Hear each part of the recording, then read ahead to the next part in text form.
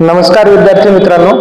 तर आज आपण 11वी जो आहे 11वी केमिस्ट्री त्याचा फर्स्ट चॅप्टर आज आपण सुरू करणार आहोत.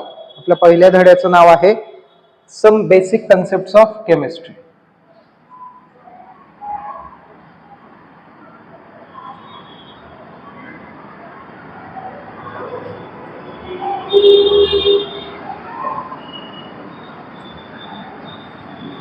आपल्या पहिल्या धड्याचं नाव आहे some basic concepts of chemistry.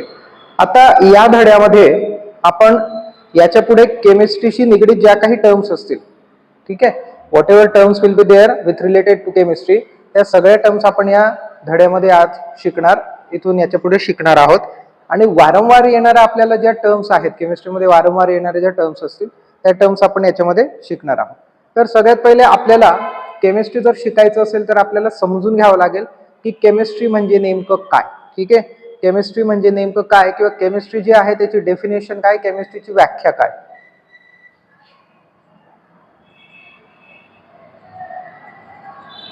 ठीक आहे, केमिस्ट्री काय आहे. Chemistry is the branch of सायन्सची ब्रँच ऑफ कोर्स, म्हणून आपण सायन्स मध्ये केमिस्ट्री शिकतोय. So chemistry is the branch of science which deals with the interconversion of matter and energy. Chemistry is the branch of science which deals or studies interconversion नंतर घेऊ, which studies matter and energy. ठीक है, which studies what, matter and energy.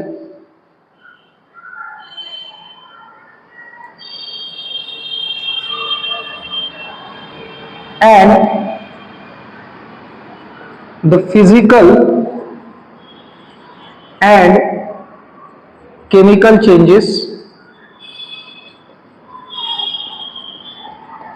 undergoing during a process or reaction. ठीक आहे, काही पुस्तकांमध्ये अजून वेगळी डेफिनेशन तुम्हाला मिळू शकेल, काही प्रॉब्लेम नाही. सगळ्यांचं मिनिंग एक जे आहे, सगळ्यांचं जे मिनिंग आहे ते एकच आहे. ठीक आहे, so chemistry is the branch of science which deals with the interconversion of matter and energy and their physical and chemical properties which are changing or which are evolving during the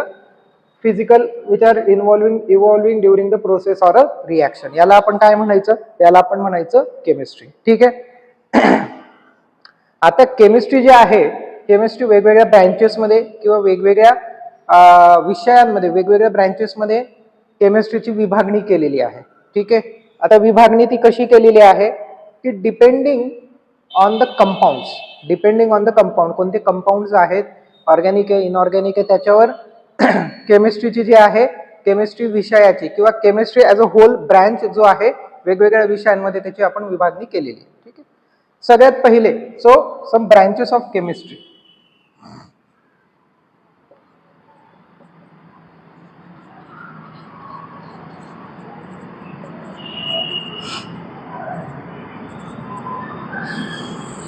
some branches of chemistry.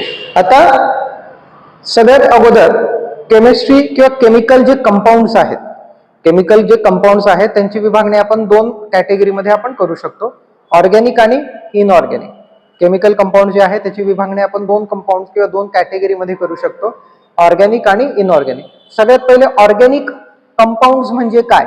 Organic compounds म्हणजे काय, ज्या compound मध्ये carbon आणि कार्बनशी related products किंवा compounds आहे त्यांचा study केला जातो. ठीक आहे, carbon and carbon related compounds, carbon related किंवा compounds which contain carbon, compounds ज्यांच्यामध्ये कार्बन आहे, ज्याचा स्टडी किंवा ज्याचा अभ्यास केला जातो त्याला आपण म्हणतो ऑर्गॅनिक. तो झाला ऑर्गॅनिक कंपाऊंड. आणि ऑर्गॅनिक कंपाऊंडचा अभ्यास करणाऱ्या ब्रँचला आपण म्हणतो ऑर्गॅनिक केमिस्ट्री. ठीक आहे, ऑर्गॅनिक कंपाऊंड म्हणजे काय, ज्या कंपाऊंड मध्ये कार्बन आहे असा कंपाऊंड. आणि ऑर्गॅनिक कंपाऊंडचा स्टडी करणारी ब्रँच जी आहे त्या ब्रँचला म्हटलं जातं organic chemistry.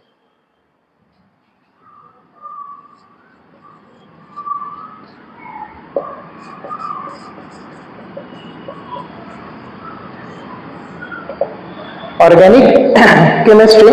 So organic chemistry, branch of chemistry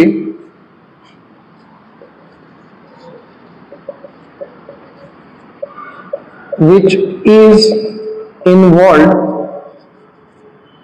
in study of carbon / organic compounds.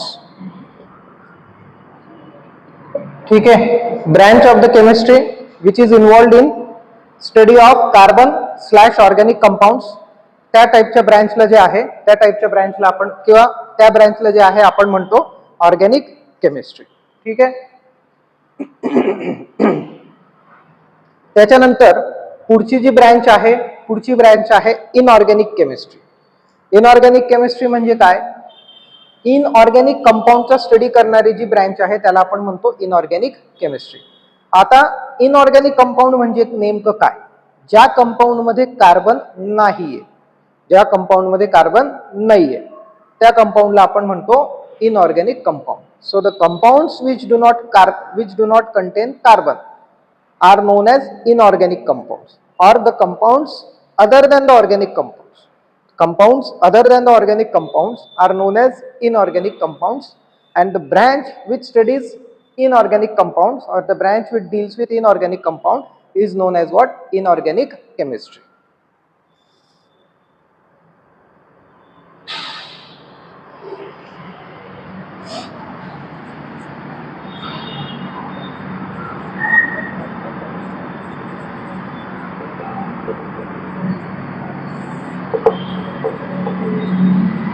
Branch which studies inorganic compounds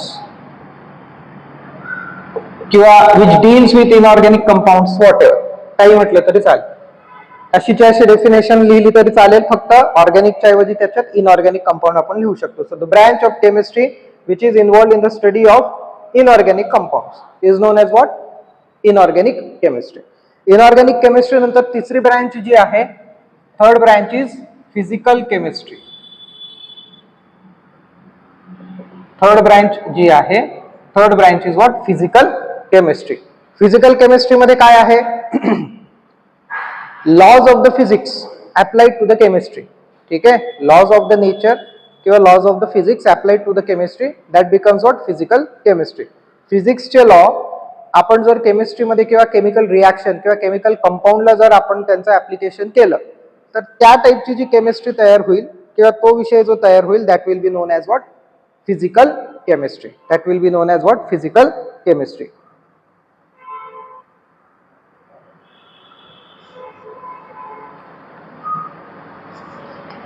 so branch which studies properties of matter such as atoms, molecules. ठीक है, ये झाल्या properties of matter such as temperature change,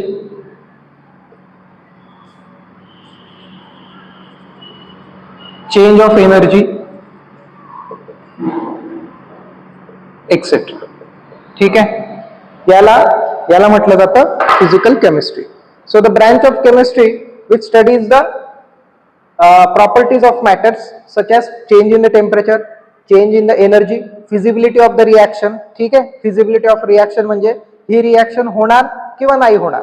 ठीक आहे, ही reaction होईल किंवा नाही होणार याला आपण म्हणतो फिजिबिलिटी ऑफ रिएक्शन. ह्या सगळ्या गोष्टी ज्याच्यामध्ये स्टडी केल्या जातात त्याला म्हटलं जातं फिजिकल केमिस्ट्री. फिजिकल केमिस्ट्री नंतर पुढची ब्रँच आहे बायोकेमिस्ट्री.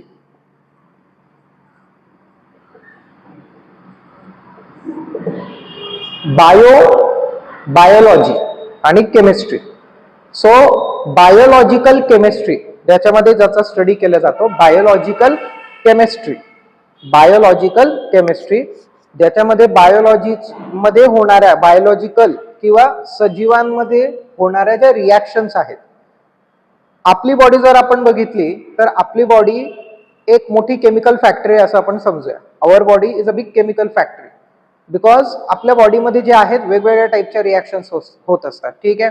आपण जेव्हा श्वास घेतो ऑक्सिजन जे आहे ऑक्सिजन आतमध्ये जातं. हिमोग्लोबिन आहे हे ऐकलं असेल आपण. हिमोग्लोबिन जे आहे हिमोग्लोबिन इनऑर्गॅनिक कंपाऊंड आहे. हिमोग्लोबिन काय आहे इनऑर्गॅनिक कंपाऊंड आहे. बाकी जे कंपाऊंड्स आहेत आपल्या बॉडीमध्ये organic compound. For example carbohydrate आहे प्रोटीन्स आहे आपल्या बॉडीला प्रोटीन्स लागत असतात.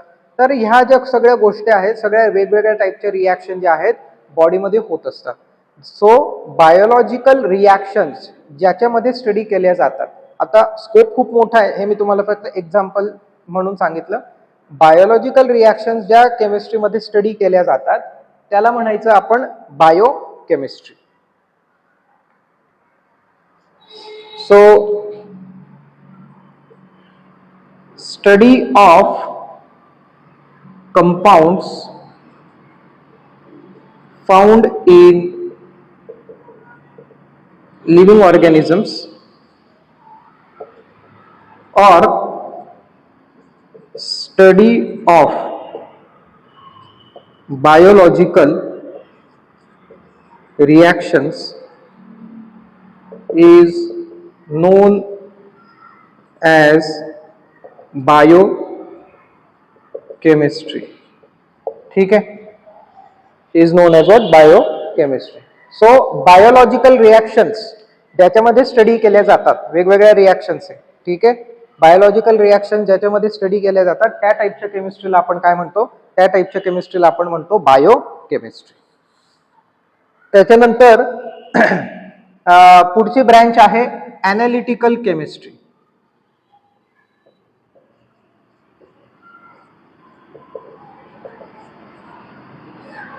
पुढची काय ब्रँच आहे ॲनालिटिकल केमिस्ट्री. ॲनालिटिकल केमिस्ट्रीमध्ये आपण काय स्टडी करतो. ॲनालिटिकल केमिस्ट्रीमध्ये ऑर्गॅनिक किंवा इनऑर्गॅनिक वेगवेगळ्या टाईपचे कंपाऊंड घेतले आणि ज्याचं ॲनालिसिस ज्याच्यामध्ये केलं जातं त्या ब्रँचला आपण म्हणतो ॲनालिटिकल केमिस्ट्री. आता ॲनालिसिस केलं जातं म्हणजे नेमकं काय केलं जातं की त्या जो कंपाऊंड आहे ऑर्गॅनिक इनऑर्गॅनिक कुठल्याही टाईपचा एखादा पदार्थ असेल किंवा कंपाऊंड असेल त्या कंपाऊंड मध्ये नेमकं काय काय आहे. त्याच्यामध्ये कार्बन आहे हायड्रोजन आहे का त्याच्यानंतर नायट्रोजन आहे का ऑक्सिजन आहे का त्याच्यामध्ये आयर्न आहे का मॅग्नेशियम आहे का सोडियम आहे का असेल तर तो किती टक्के आहे. ठीक आहे. असेल तर तो किती % आहे आणि नसेल तर तो का नाहीये. ॲनालिसिस केल्यानंतर कोणाची रिॲक्शन काय होते ही जे ॲनालिसिस सगळं केलं जातं त्या ब्रँचला आपण म्हणतो analytical chemistry.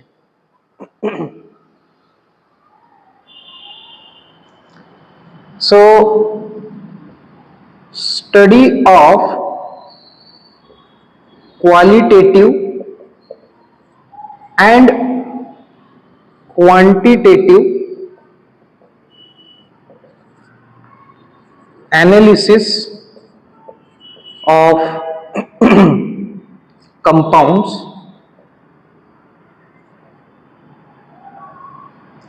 is known as analytical chemistry. Is known as what? Analytical chemistry. ज्या कुठल्या कंपाऊंड मध्ये क्वालिटेटिव्ह एज वेल एज क्वांटिटेटिव्ह अनालिसिस कंपाऊंडचं केलं जातं. ठीक आहे. क्वालिटेटिव्ह अनालिसिस म्हणजे काय की त्या कंपाऊंड मध्ये क्वालिटेटिव्ह अनालिसिस म्हणजे काय की त्या कंपाऊंड मध्ये कार्बन आहे का नायट्रोजन आहे का किंवा ऑक्सिजन आहे का त्याला म्हणायचं क्वालिटेटिव्ह अनालिसिस. आणि क्वांटिटेटिव्ह अनालिसिस म्हणजे काय की त्याच्यामध्ये कार्बन असेल तर तो किती टक्के आहे ऑक्सिजन असेल तर किती टक्के आहे आयर्न असेल तर तो किती टक्के आहे किंवा अजून कुठला एलिमेंट असेल तर तो किती टक्के आहे याला म्हणायचं आपण क्वांटिटेटिव्ह अनालिसिस. आणि त्याच्यावरून ठरवायचं की तो जो कंपाऊंड आहे त्याचा उपयोग काय होऊ शकतो किंवा त्याचा उपयोग कुठे होऊ शकतो. ठीक आहे, याला आपण म्हणतो ॲनालिटिकल केमिस्ट्री. आता याच्या व्यतिरिक्त एक नवीन ब्रँच साधारण 20-25 वर्षापूर्वी 25-30 वर्षापूर्वी म्हणूया एक नवीन ब्रँच तयार झालेली आहे, त्याला आपण म्हणतो एन्व्हायरमेंटल केमिस्ट्री.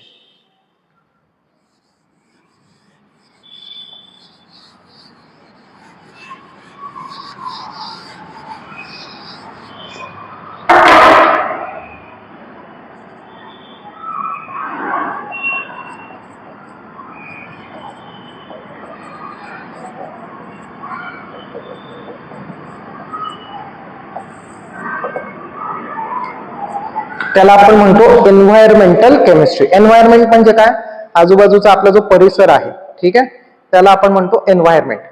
आता एन्व्हायरमेंट फक्त आपल्या आजूबाजूच नाही, पूर्ण पृथ्वीवरचा आपला जो परिसर आहे त्याला आपण काय म्हणतो, आपण त्याला म्हणतो एन्व्हायरमेंट. ठीक आहे, आता वेगवेगळ्या ज्या रिॲक्शन्स आहेत, वेगवेगळ्या कंपनीज आहेत, त्या कंपनीमध्ये वेगवेगळ्या टाईपच्या रिॲक्शन्स होत असतात. त्या रिॲक्शन मध्ये काय होतं किंवा त्या प्रोसेसमध्ये काय होतं, वेगवेगळ्या टाईपचे प्रॉडक्ट्स किंवा बाय प्रॉडक्ट जे आहेत ते बाहेर फेकले जातात.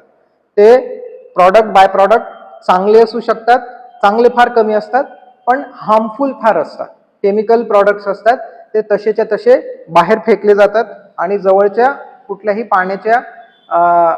पाण्यामध्ये नदी नाला वगैरे असेल त्याच्यामध्ये त्या पाण्याच्या प्रवाहामध्ये ते सोडले जातात. ठीक आहे, जर नदीमध्ये सोडले गेले तर काय होईल, ते आपल्या घरात पिण्याच्या पाण्यामध्ये, घराच्या वापरण्याच्या पाण्यामध्ये ते येऊ शकतात. So that is very harmful.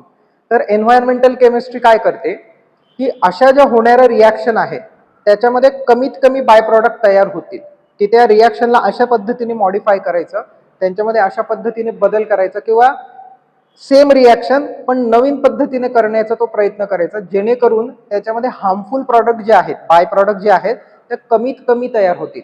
त्या टाईपच्या केमिस्ट्रीला आपण म्हणतो environmental chemistry. So branch of chemistry that focuses on reduction of harmful products in a reaction,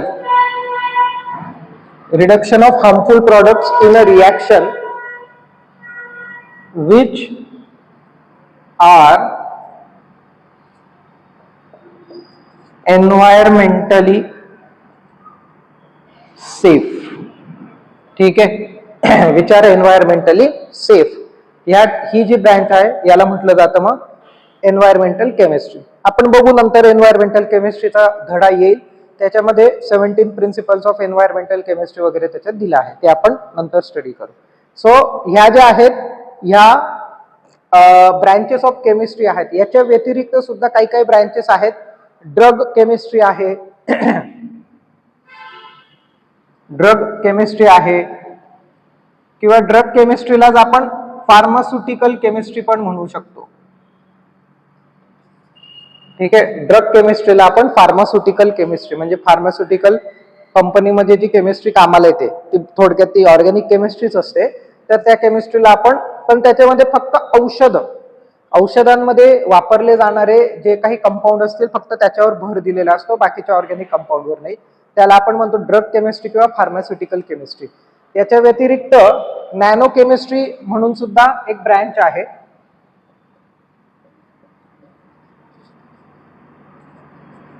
याच्या व्यतिरिक्त नॅनो केमिस्ट्री सुद्धा एक ब्रँच आहे, म्हणजे नॅनो टेक्नॉलॉजीवर आधारित केमिस्ट्री.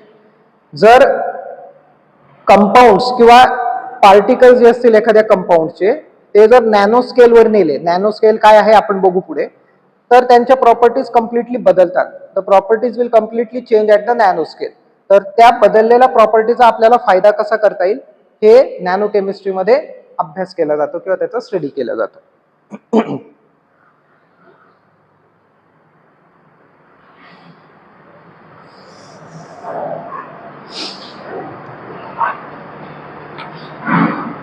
ठीक आहे, चालेल, मी हे सगळं पुसतो. आपल्याला एक नवीन आता दुसरा टॉपिक बघायचा आहे.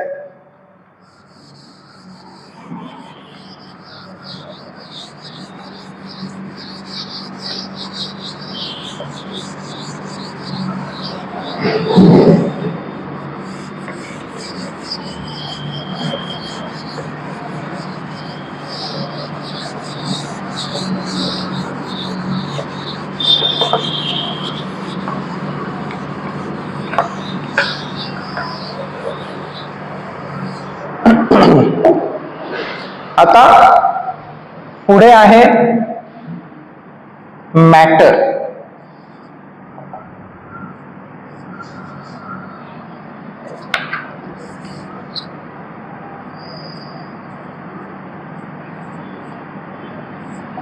ठीक आहे.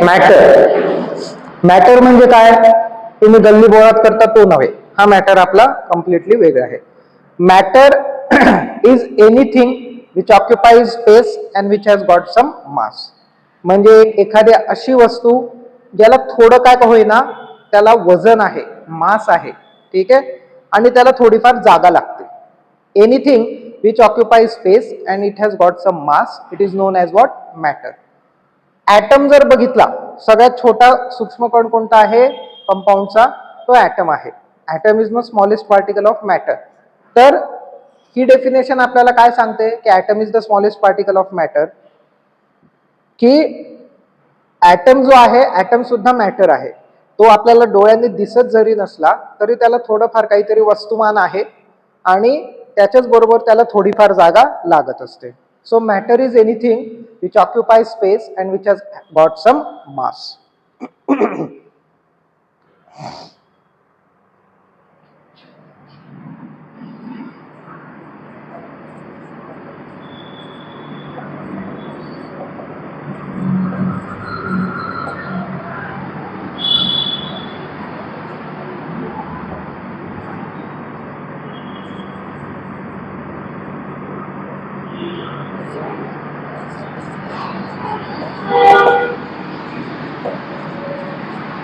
ठीक आहे. Matter has got some mass and it occupies space.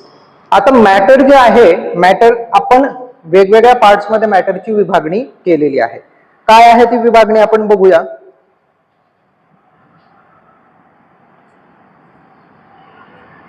Matter, ठीक आहे. Matter is classified into two main categories. Matter is classified into two main categories.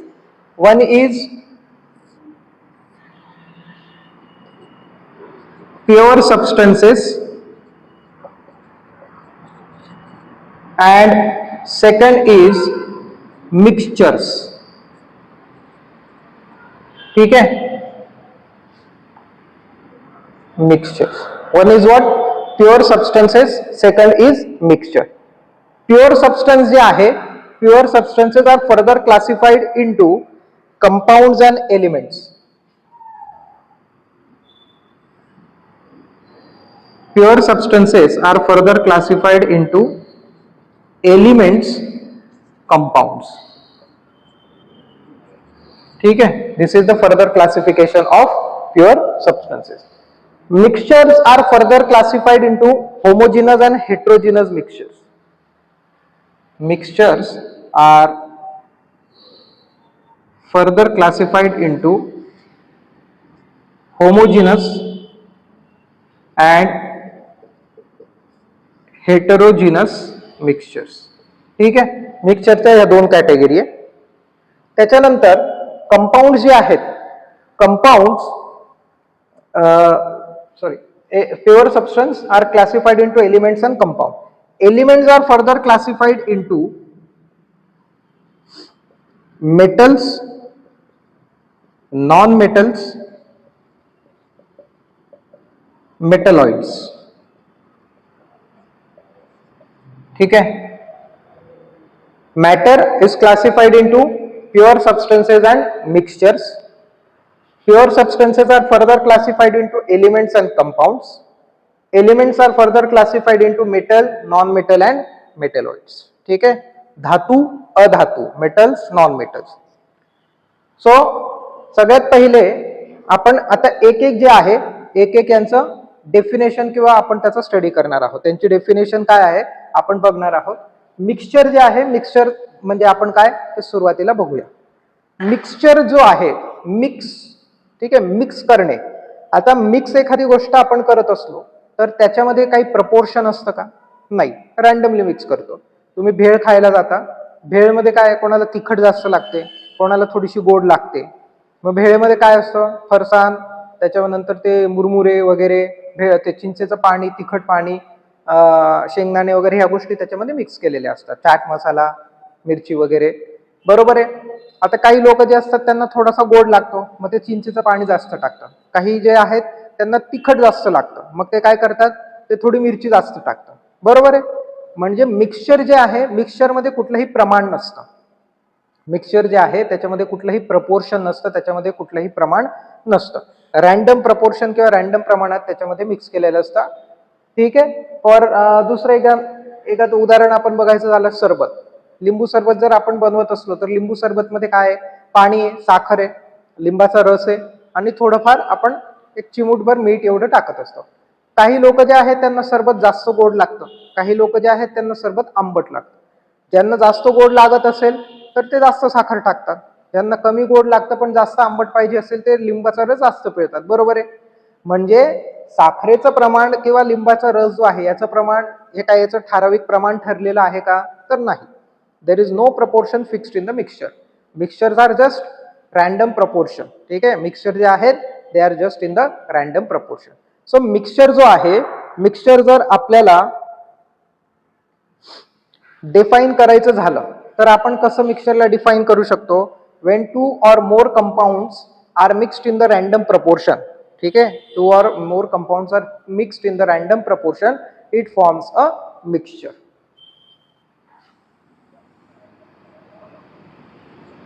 Two or more compounds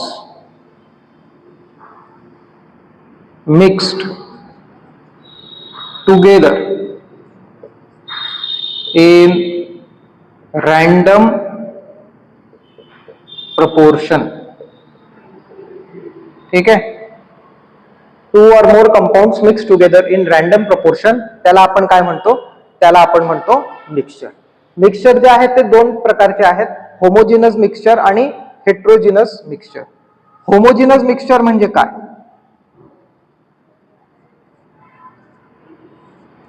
homogeneous mixture म्हणजे असं मिक्सचर ज्याच्यामध्ये सगळे त्याच्यामध्ये जे काही mix केलेले असतात ते एक जीव होतात आणि ते एकत्र एकच असं दिसतं. ठीक आहे. त्याला आपण म्हणतो फेज. आपण जर सरबत घेतलं, सरबत मध्ये आपण काय घेतोय, पाणी घेतोय, लिंबाचा रस टाकतोय, साखर टाकतोय. ठीक आहे. आणि त्यांना एकत्र मिक्स केलं की काय होईल, साखर पाण्यात विरघळते, लिंबाचा रस तर विरघळतोच आणि नंतर शेवटी आपल्याला काय दिसतं, फक्त पाणी आहे असं आपल्याला दिसतं. तर याला म्हटलं जातं सिंगल फेज. याला काय म्हटलं जातं, सिंगल फेज. ठीक आहे. दोन किंवा दोन पेक्षा जास्त गोष्टी एकत्र आल्या आणि त्या एकत्र येऊन मिक्स होऊन त्याच्यामध्ये जर एकच गोष्ट आपल्याला दिसत असेल त्याला आपण म्हणतो सिंगल फेज. ठीक आहे. सो होमोजिनस मिक्सचर मध्ये जे आहे, काय असतं होमोजिनस मिक्सचर मध्ये, ऑल द मिक्सचर किंवा मिक्सचर जो आहे, whatever components are present in the mixture. ठीक आहे. Whatever components are present in the mixture they are mix together and they form a single phase, or त्याला आपण म्हणतो uniform phase. they form a single phase or uniform phase. त्या टाइपच्या मिक्सचरला आपण म्हणतो homogeneous mixture. so two substances mixed together uniformly to form a single phase is known as homogeneous mixture. त्या टाइपच्या मिक्सचरला आपण काय म्हणतो, त्या टाइपच्या मिक्सचरला आपण म्हणतो होमोजिनस मिक्सचर. आता दुसरं जो आहे, दुसरे आहे हेट्रोजिनस मिक्सचर. हेट्रोजिनस मिक्सचर मध्ये दोन्ही फेज वेगवेगळे असतात. एक्झाम्पल आपण घेतो भेळ. भेळमध्ये आपण जरी सगळं मिक्स केलं तरी त्याच्यामध्ये काय काय आहे हे आपल्याला दिसतं. त्याच्यामध्ये चिवडा आहे, फरसाण आहे हे आपल्याला दिसतंय, त्याच्यामध्ये मुरमुरे आहेत हे आपल्याला दिसतंय, त्याच्यामध्ये शेंगदाणे वरतून टाकलेले आहेत हे सुद्धा आपल्याला दिसतंय. That means what, in mixture two or more substances किंवा components in the mixture. ठीक आहे. components in the mixture do not form a uniform phase. याच्यामध्ये काय आहे, याला अजून एक प्रकारे लिहू शकतो, components in a mixture form uniform phase. Component in the mixture, it forms what? Uniform phase. त्याला आपण म्हणतो homogeneous mixture. Heterogeneous mixture काय आहे? So the type of mixture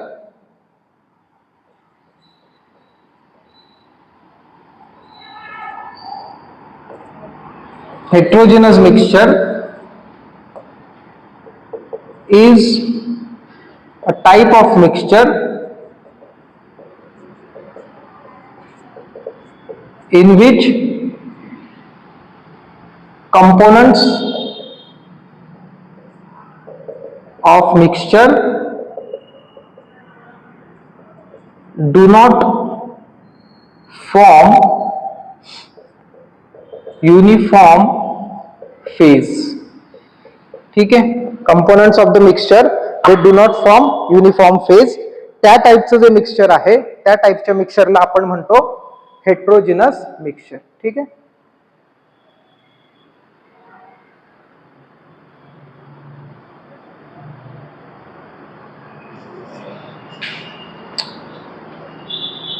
हे झालं असेल तर मी पुसतो आता.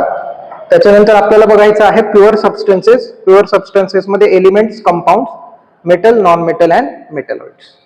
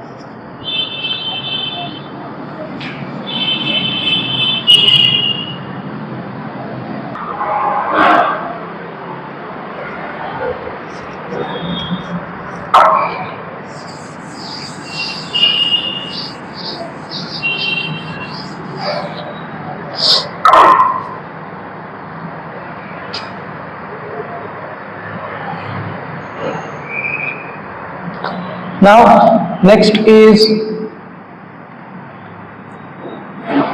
compounds. Okay.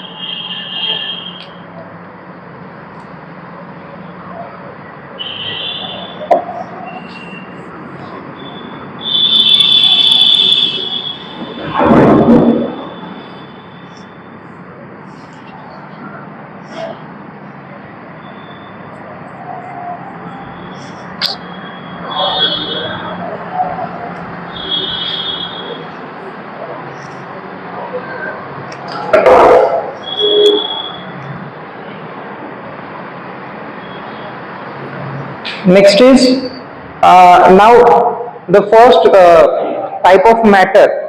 ठीक है, matter was subdivided into two types, pure compounds, right? Matter was divided into two types, compounds, pure substances and mixture.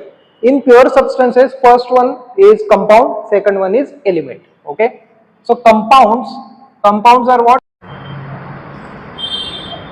So pure matter can be subdivided into two types. कोणत्या types होत्या मॅटरच्या? एक होता mixture, एक होता pure compounds किंवा pure substances. Pure substances मध्ये पहिला टाइप आहे compound. Compounds are what? Compounds are the pure substances which cannot be broken down into simple fragments or substances by simple or ordinary chemical reaction.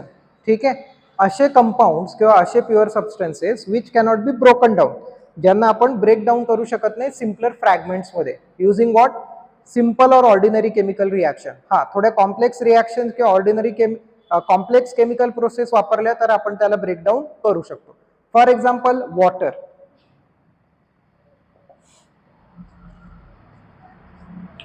NaCl म्हणजे table salt, sodium chloride म्हणजे table salt. Water जो आहे, water is a compound. ठीक आहे, water जो आहे, water is a compound. पण normally पाण्याला आपण ब्रेक डाऊन करू शकतो का? वॉटरचा फॉर्म्युला काय आहे? H2O. त्याला आपण हायड्रोजन अँड ऑक्सिजन याच्यामध्ये त्याचा आपण ब्रेकडाऊन करू शकतो का? नाही करू शकत. ठीक आहे, सिंपल मेथड जे आहेत, सिंपल मेथड्सने नाही करू शकत. पण थोड्याशा कॉम्प्लिकेटेड मेथड्स वापरल्या तर आपण त्याचं ब्रेकडाऊन करू शकतो. जर आपल्याला पाण्याचं ब्रेकडाऊन हायड्रोजन आणि ऑक्सिजन मध्ये करायचं असेल तर आपण इलेक्ट्रोलायसिस मेथड जी आहे, इलेक्ट्रोलायसिस मेथड आपण वापरून ते आपण करू शकतो. ठीक आहे, पण सिंपल मेथड जर असतील तर सिंपल मेथड वापरून ते आपल्याला करता येणार नाही. थोड्याशा कॉम्प्लिकेटेड मेथड आपल्याला वापरावे लागतात. ठीक आहे, त्याच्यानंतर पुढे जो आहे दॅट इज एलिमेंट. आता एलिमेंट जो आहे, एलिमेंट आपल्याला कुठलीही मेथड वापरून तो ब्रेकडाऊनच करता येत नाही सिंपल मेथडमध्ये. म्हणजे सिंपल केमिकल रिॲक्शन वापरा किंवा तुम्ही कॉम्प्लिकेटेड किंवा अल्ट्रा कॉम्प्लिकेटेड केमिकल रिॲक्शन किंवा प्रोसेस वापरा, you cannot break down an element into simple fragments using any method. त्याला आपण काय म्हणायचं? त्याला आपण म्हणायचं element. So element is a pure substance which cannot be broken down into simpler substances by any ordinary or simple chemical or complicated chemical reaction. So pure substances or pure substance which cannot be broken down into simple fragments or simple substance आपण म्हणूया, simple substances by any known chemical or physical process, by any known chemical or physical process. त्याला आपण काय म्हणतो? त्याला आपण म्हणतो element. ठीक आहे, so element is what? Element is a pure substance which cannot be broken down into simple substance by any known chemical or physical process. त्याला आपण काय म्हणतो? त्याला आपण म्हणतो एलिमेंट. एलिमेंट जे आहे, एलिमेंट 3 कॅटेगरी मध्ये विभागलेला असतो, मेटल, नॉन मेटल आणि मेटलॉइड. ठीक आहे, मेटल म्हणजे काय? धातू. मेटल म्हणजे काय? धातू. सो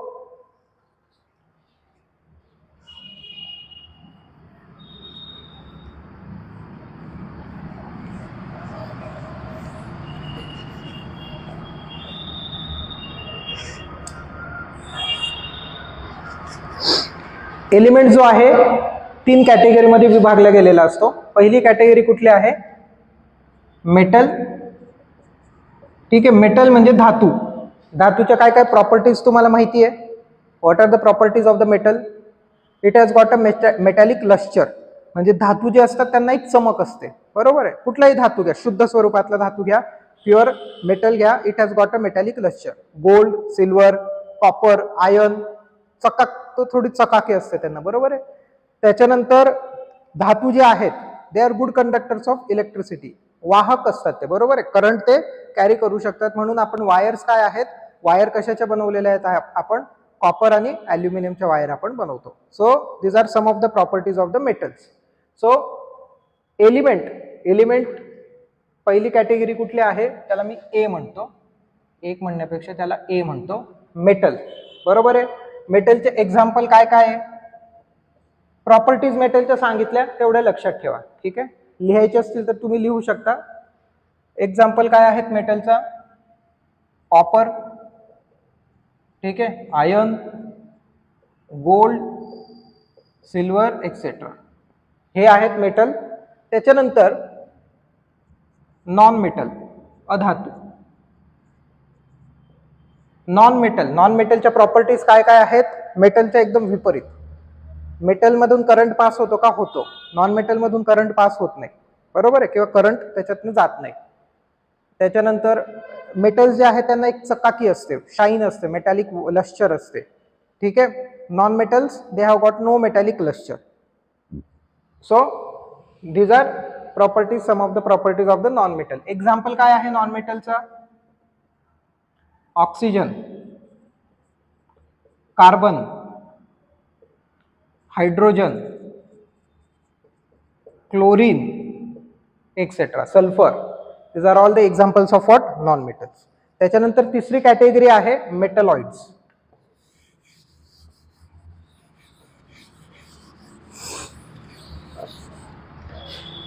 तिसरी कॅटेगरी कुठली आहे? मेटलॉइड्सची आहे तिसरी कॅटेगरी.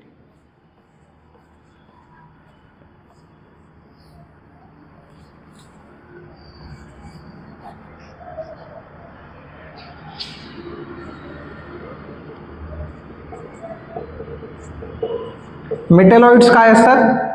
ज्यांची प्रॉपर्टी मेटल आणि नॉन मेटलच्या मध्ये असते त्यांना आपण म्हणतो मेटलॉइड्स. एक्झाम्पल काय आहे मेटलॉइड्सचं? Silicon, germanium etcetera. ठीक आहे, फार कमी आहेत आपल्याकडे मेटलॉइड. आपला पिरियोडिक टेबल जो आहे आवर्त सारणी त्याच्यामध्ये मेटलॉइड फार कमी आहे. ठीक आहे, सो मेटलॉइड्स काय आहेत? Metalloids they have got properties in between metals and non-metals. So have properties in between metal